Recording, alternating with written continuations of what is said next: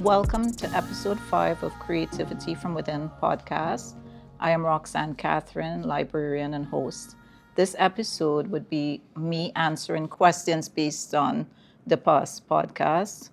And the first question I was asked is, what inspired me to start Creativity from Within?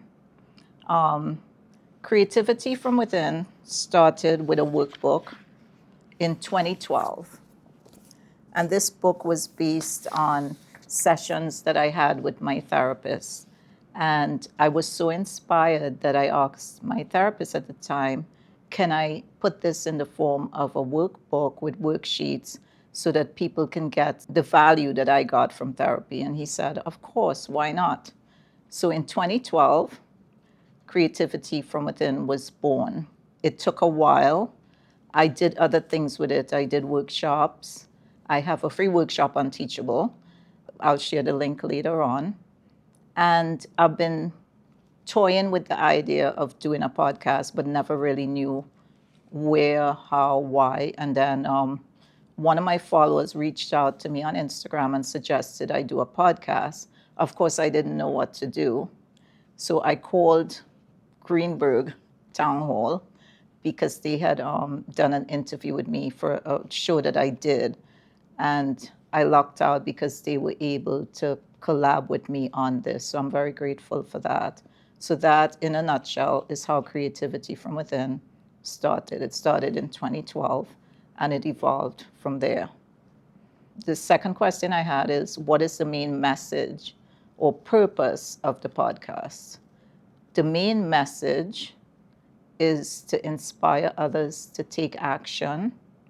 A lot of times we have ideas and we, instead of working on the ideas ourselves, we go looking for validation from anybody who would listen, and we never get it done. And for me, I've realized that when you have an idea, it's best to just keep it to yourself, write it down, process, do research, and then once you start doing it, you can ask the right people to help you, but it doesn't make sense going to anybody who would listen, because sometimes you get negative feedback before you even start, and that kills your dream, and then you don't do anything. So it's best to keep it to yourself initially. Next is, who is Creativity from Within for? Creativity from Within is for anybody, I would say generally young adults all the way up. Anybody that wants to take inspired action to follow their passion should actually give the podcast a try, give it a listen, because a lot of the people that we have on it are people that have walked where you probably want to walk, and they have a lot of insight, and they share ideas. So it's good to listen if you want to, of course. How do you come up with the themes or topics for each episode? Some of the topics are from the workbook. Some of them, I go to ChatGPT. I mean, that's the world we live in. I get feedback from family and friends as well. And that's how I base the topics for this. Do I feature guests on the podcast? If so, how do I choose them? That's an interesting question that I got from someone today. How do I choose them? Some are colleagues from years ago. Some are young people wanting to do better things with their lives. Some could be family. Choose them. I use social media for good. I don't generally follow too many celebrities or anything like that, because I want my focus to be on like-minded people. I want my focus to be on inspiring others and drawing inspiration from normal people like me. I'm not saying that celebrities are not normal, but I follow people that have the same sort of vision I have. So some of my followers will be guests, and one of them was a guest, and he actually was the one that suggested I do a podcast. So that's how I choose people. It's not hit or miss. It's people that I have genuine connections with, and they themselves are happy to share information and to give insight and to inspire others. The next one is, do you talk about your own creative process on the show? No, I don't. The reason I don't is because I separate my art from the podcast. The two things have nothing to do with each other. If people want to know more about my art, they can attend my solo shows. I just wrapped up one in Larchmont. They can go to my website, but I keep the two things separate. The next question I had, how do I balance podcasting with art and other creative work? It's easy to balance things when you're passionate about it. So I would say to anybody that finds it hard to balance, just make a list. I believe in making lists. Make a list of everything you want to do. And from the list, break it down into sections and know what is priority. And whatever is priority, you give that priority first, second, third, fourth. And that's how you balance it out. Give yourself time.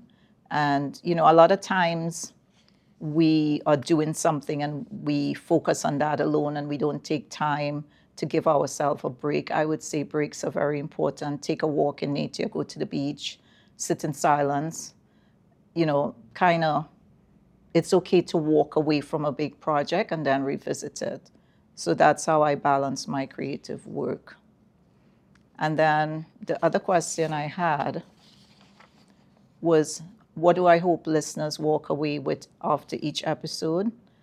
I hope they walk away with inspiration, which is what I've been getting a lot of feedback from people who are saying, that particular episode touched me, or the person that said this. So every person, every guest that comes on the show genuinely is happy to be here, and they're happy to share what they know and their journey. So I would say that listeners, the ones I know, I don't have analytics, unfortunately, for everything. But from the feedback I get, people are walking away inspired. It's funny because a couple people said to me that they think that the podcast is too short and that they wanted more. And I said to them, I think what people get is just enough, because sometimes people might say they want more, and you try to give more and they become bored.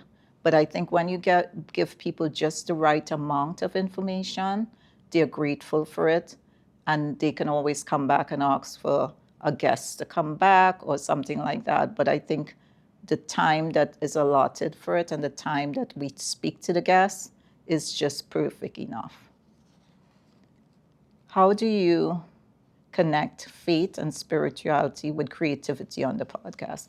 I try not to force religion on people, but I believe that once you are a spiritual person, it flows. It's effortless to give credit where credit is due. And for me, God is first in my life and always will be. For the people that don't believe, I'm not here to preach to anyone. I'm just here to say that I know what it's like to be a spiritual, faith-filled person, and it works for me. We all have different things that work for us. So for that question, I'm not going to get too much into connecting my faith and spirituality, because I don't feel it would be fair to people that may not be able to relate to that. But I thank the person, though, for asking that question in any event. Have any episodes sparked any projects or collaborations? Actually, yes. I have a few things lined up. A couple people did reach out to me and they asked me if I can guide them through the process of doing podcasts. And they don't all live in Greenberg, but I was able to tell them, baby steps, ask the right questions, go to the right people, things like that. I am interested in collaborations. I have a couple things in the pipeline that I'm not at liberty to discuss yet. But yes, some of the episodes have sparked new projects. And I think that's all I could say for now. Another question: how can listeners best engage with the podcast community?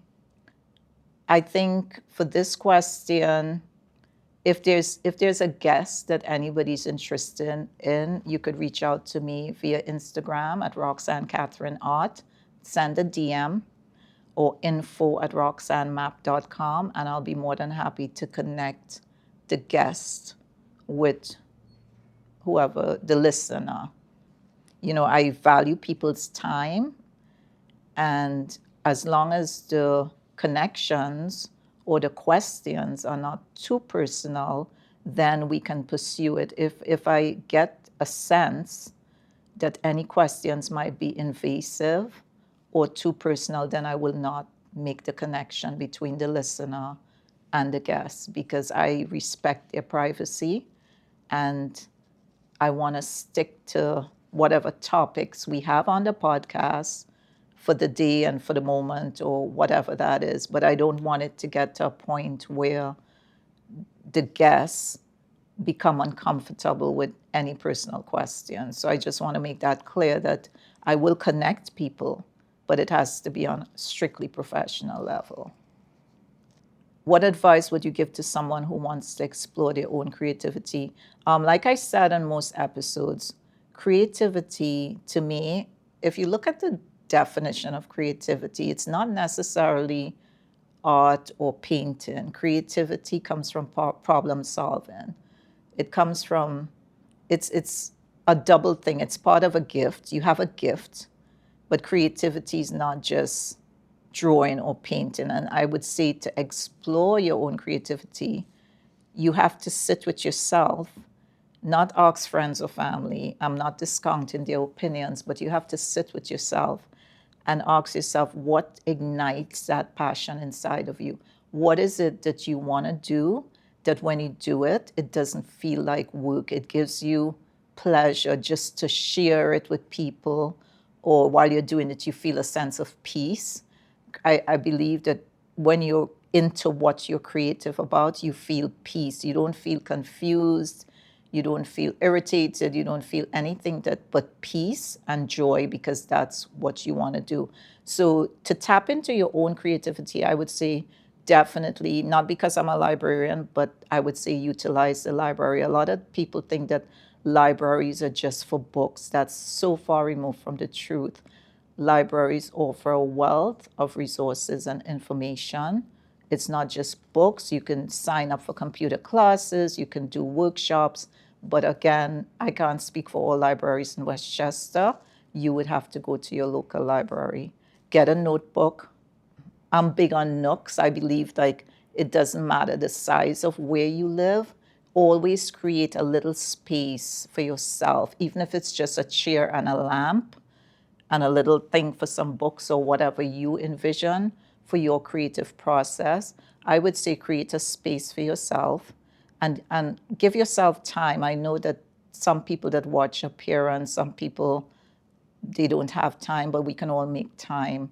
15, 10 minutes, give yourself time, sit in your nook or that little creative corner that you make for yourself and brainstorm with yourself.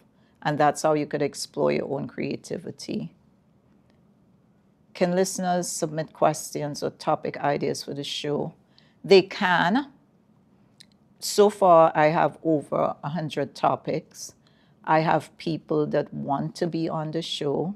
Of course, they'll be vetted, because the whole idea for the podcast is for, I dwell on professionalism. So it's nothing about it. The conversations might be casual, but the essence of what I'm doing has to come from a professional standpoint.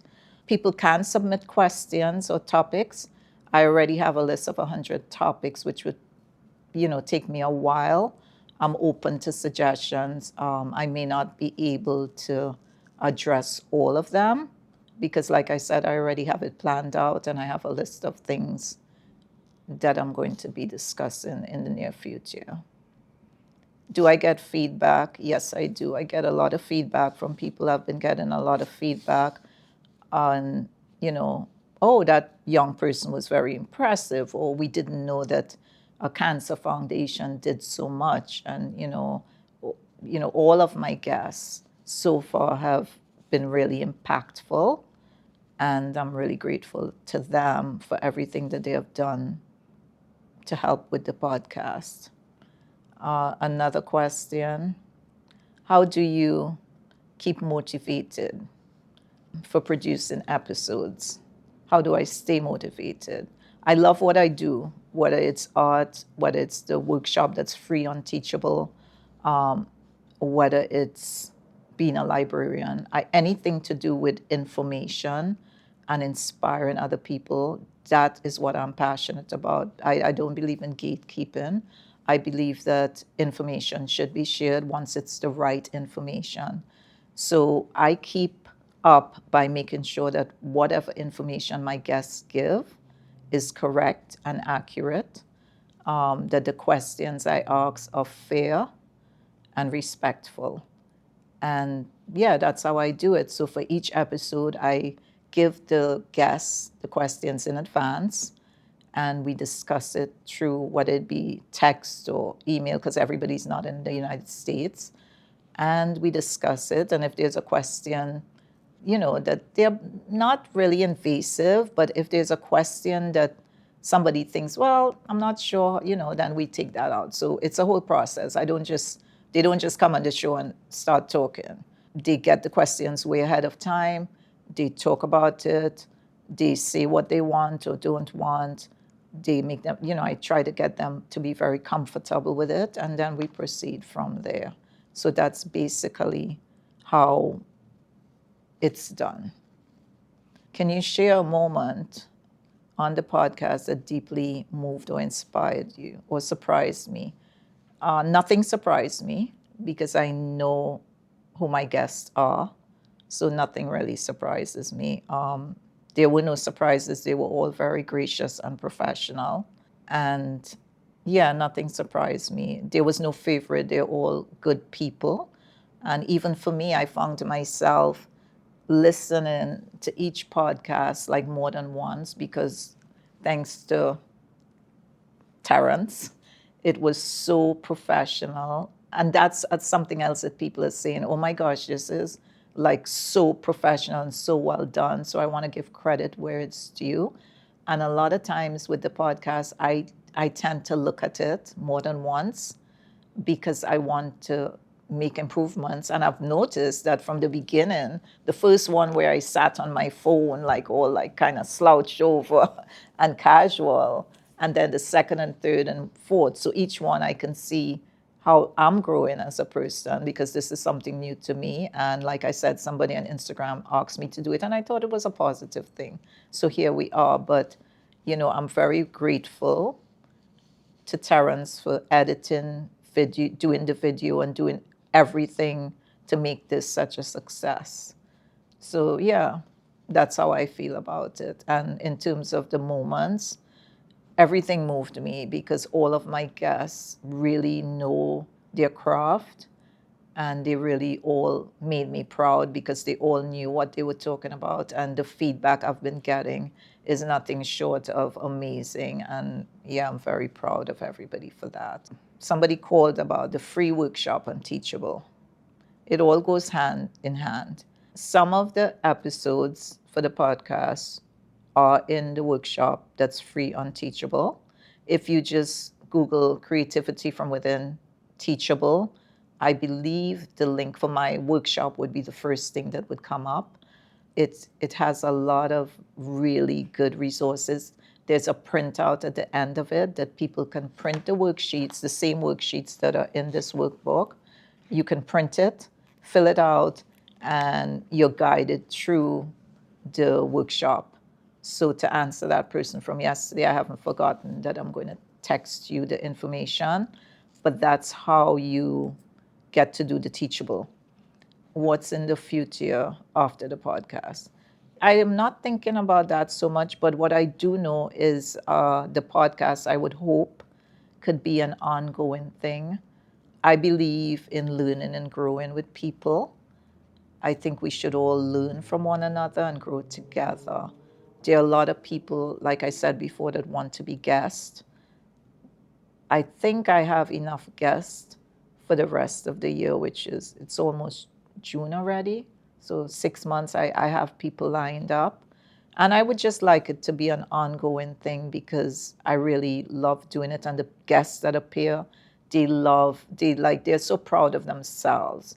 You know, a lot of them were probably nervous, but once they came on and they were able to look at themselves and share it with their friends and family, that sense of pride is something that you cherish. And I know that they're all cherishing this opportunity.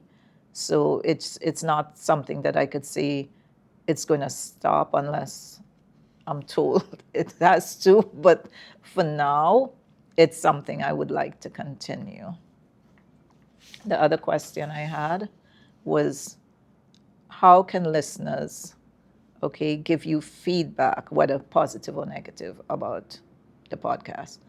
You can go to Instagram and DM me, Roxanne Catherine Art, or you can email info@roxannemap.com. Please bear in mind that with your feedback, while it's okay to give positive and negative feedback, I will not accept too much negative feedback because I don't believe anything about the podcast is negative. I believe that it all comes from a good place with the guests. And the reason I'm saying that is because I had a show and I had a book, a guest book, and somebody made a very negative comment. And you know, my first instinct was to, out of ego, which I checked myself, was to respond, you know, why did you, no, no, no. And I didn't, because I realized that some people like attention. And it doesn't matter if it's negative or positive attention, as long as they get the attention they need. So what I've decided to do is not respond to negative feedback because I don't have the time or the energy to give anybody negative attention, nor do I have the time or energy to receive it from anybody. So you can give feedback, but I would prefer if it's positive. Not that I'm telling people what to do. If it's anything negative, then keep it to yourself. I'm not interested. Is it international? Is it or strictly to the US? No, it's not. Anybody from anywhere that's interested in being a guest can reach out and we can discuss the topics. And if it works for you, then you could be a guest. You want to, then the other question was, if they're in another country, well, you will get a Zoom link. And from the link, you come on time and we do the interview. And that's pretty much how it works. The other question, would this be posted anywhere else? Yes, it's posted on greenbergpublicaccess.com, YouTube. I'm going to try to put it on my website, but I've been really busy, so I haven't had time. Have any listener stories impacted you? They have all impacted me. Julie, who was the first guest, who is a graphic design professor, she dropped like a lot of gems. So if any of you have time to go back and listen, please do, because wow, like really impressive. Brian, police sergeant, he was also very impressive. He too dropped a lot of gems. Janine, Cuddles from Cassidy, again, and Jelani. So far, all the guests, yes, they have been very impressive. I think the problem a lot of people have, though, initially is listening. You know, when you share it, some people, not all, some people have listened to it and given really good feedback, and that's where these questions come from.